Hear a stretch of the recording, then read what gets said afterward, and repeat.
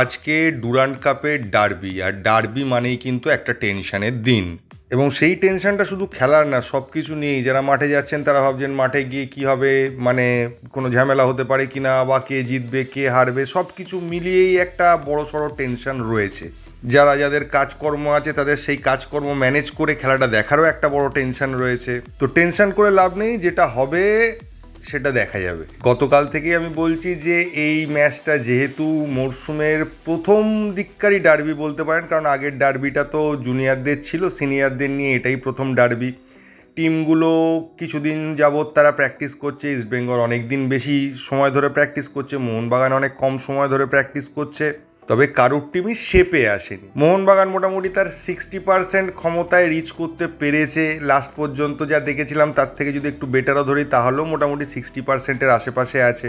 এই টিমগুলো তাদের ফুল ফর্মে বা 100% দিয়ে যে খেলাটা খেলবে সেটা আলটিমেটলি হবে কিন্তু সেই ডিসেম্বর মাসের পর, জানুয়ারি মাস থেকে যখন সেকেন্ড লেগগুলো শুরু হয়। তো আজকের ম্যাচে মোহনবাগানের কাছে কোন কোন চ্যালেঞ্জ আসতে পারে সেগুলো নিয়ে একটু আলোচনা করে নিই। প্রথমত, দুটো দলের ক্ষেত্রে আমার যেটা মনে হয়, কেউই দুম করে অ্যাটাকিং বা একটা হুড়মুড় করে খেলা দুম করে শুরু করবে না। প্রথম 15টা মিনিট দুজনই দুজনকে মেপে নেওয়ার একটা চেষ্টা করবে। তবে আবার বলবো, ইস্টবেঙ্গলের একটা চেষ্টা থাকবে, যেটা মোহনবাগানের একটা দুর্বলতা গত বছর পর্যন্ত দেখা গেছিল, সেটা হচ্ছে কিছু বোঝার আগে গোল খেয়ে যাওয়ার মতো একটা সিচুয়েশন কিছু কিছু ম্যাচে হয়েছিল। এবং ইস্টবেঙ্গল পুরোনো দিনের খেলা, মানে পুরোনো বলতে আমি গত বছরেরই বলছি, একটা অ্যাপ্রোচ থাকে যে যেই মুহূর্তে মোহনবাগান বা অপোনেন্ট টিম মোটামুটি একটা স্থিতাবস্থায় আসে খেলতে খেলতে, তার আগেই অ্যাটাক করে একটা কামড় বসিয়ে দাও।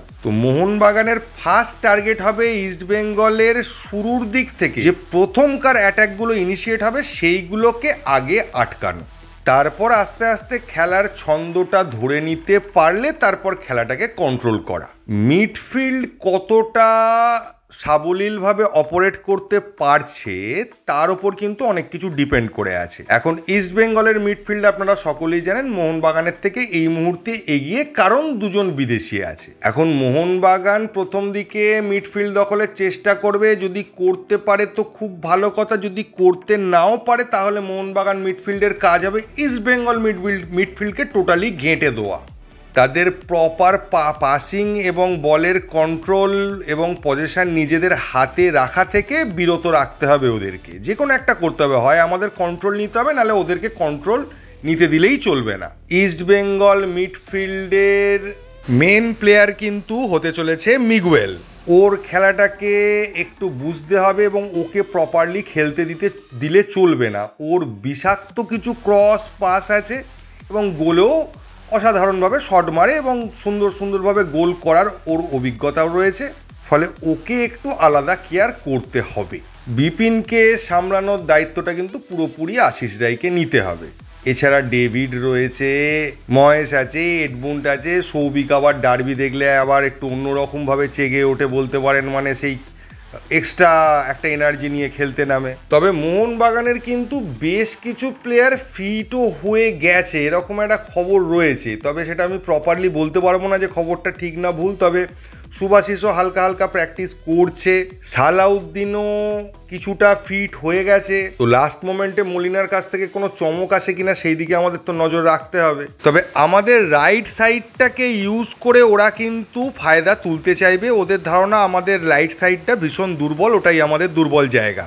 তবে ম্যাচের মেন্টালিটিটা একটা বিশাল ফ্যাক্টর হতে চলেছে। প্লেয়াররা কি মেন্টালিটি নিয়ে ম্যাচটা অ্যাপ্রোচ করছে এটা ভীষণ ইম্পর্টেন্ট। যে টিম যে আমি হার মানবো না, লড়ে যাব, লাস্ট মিনিট পর্যন্ত লড়বো, এই মানসিকতা নিয়ে নামবে, তারা কিছুটা হলেও এগিয়ে থাকবে। আর সবচেয়ে বড় বিষয় ডার্বির চাপ সামলানো। এই ডার্বির চাপ সামলানোর ক্ষেত্রে অভিষেক সিং প্রথমবার খেলছে, আর জুনিয়র প্লেয়াররা এইরকম সিনিয়রদের ডার্বি প্রথমবার খেলবে বা এত দর্শকদের সামনে ডার্বি প্রথমবার খেলবে। তো এই প্রেশার ম্যানেজমেন্ট করাটাও একটা বড় কাজ হতে চলেছে। তবে মোহনবাগানের ক্ষেত্রে অ্যাডভান্টেজ এই যে মোহনবাগানের ম্যাক্সিমাম প্লেয়াররাই একাধিক ডার্বি খেলার অভিজ্ঞতা নিয়েই আজকে মাঠে নামবে, এবং সবথেকে বড় কথা হচ্ছে একাধিক ডার্বি জেতারও তাদের অভিজ্ঞতা রয়েছে। তবে এটাও ভীষণ ইম্পর্টেন্ট যে কোনো রকম স্যাটিসফ্যাকশন, ওভার কনফিডেন্স এইসবের কিন্তু কোনো জায়গা আজকের ম্যাচে নেই।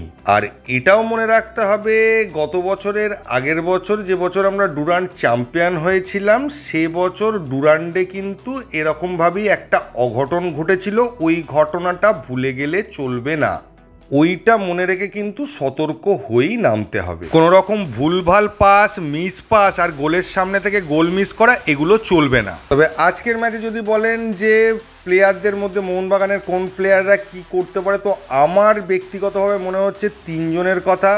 ভারতীয় প্লেয়ার হিসেবে লিস্টন, বিদেশিদের মধ্যে জেমি ম্যাকলারেন এবং কোচ হিসেবে মলিনা, এই তিনটে জিনিস কিন্তু ফ্যাক্টর হতে পারে আজকের ম্যাচে। তবে লাস্টে একটা কথাই বলবো, প্লেয়ারদের কাজ প্র্যাকটিস করা, ম্যাচের জন্য প্রস্তুতি নেওয়া এবং 100% দিয়ে ম্যাচটা খেলা, তারা সেটা করবে। আমাদের সমর্থকদের কাজ শেষ মুহূর্ত পর্যন্ত টিমকে সাপোর্ট করে যাওয়া, টিমের পাশে থাকা, টিমের জন্য গলা ফাটানো, আমরাও সেটা করব। তারপর যা হবে দেখা যাবে। তো এটা নিয়ে আর ভেবে লাভ নেই, আমরা বসে আছি কখন ম্যাচটা শুরু হবে তার অপেক্ষায়, সারাদিনের অপেক্ষা। ম্যাচের পর আবার ভিডিও নিয়ে আসছি, এখন সেই ভিডিওটা কিসের হবে সেটা নিয়েই একটা প্রশ্ন। তো আশা করি আনন্দের সাথেই সন্ধেবেলা ভিডিওটা করতে পারবো বা রাত্রিবেলা ভিডিওটা করতে পারবো। তো এই ভিডিওতে এইটুকুই। থ্যাংক ইউ, ধন্যবাদ এবং জয় মোহনবাগান।